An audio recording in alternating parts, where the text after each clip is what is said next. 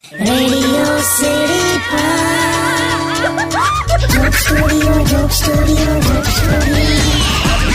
નમસ્કાર, welcome back. Radio city joke સ્ટુડિયોમાં આપનું સ્વાગત છે. કિશોર કાકા આપણી સાથે જ બેઠા છે. કાકા, તમારી સાથે આટલી વાતો કરું છું ને તો મને એટલો તો ખ્યાલ આવી ગયો કે તમારું નાનપણ બહુ જ તોફાની હશે. બહુલા, મેં તો કેરોસીન છાંટીને લીલું ઝાડ હળગાઈ દેતો હતો. પપ્પાને ફેવિકોલ પીવડાવી દીધેલો એકવાર તો.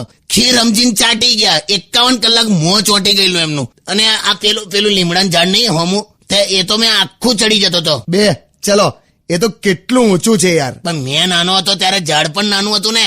અચ્છા, એ બરાબર. મેં ગામડે જતો હતો ને તો એક જણની ઝૂંપડી હળગાઈને તાપણું કરેલું. બધા દોડીને બહાર આવી ગયેલા ઘરની. ગરમ થઈ ગયા પણ ઘર જતું રહ્યું એમ. લા બસ લા, તમારા કિસ્સા તો પતે જ નહીં ક્યારે. This is so awkward. શું કહેવાય એમ? Awkward. બસ તું ઇંગ્લિશ ના બોલ.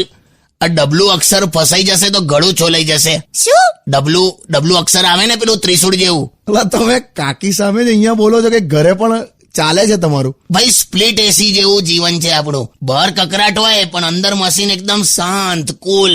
ક્યા વાત હે. સ્ટે ટ્યુન વિથ કિશોર કાકા, ઓનલી ઓન રેડિયો સિટી 91.1.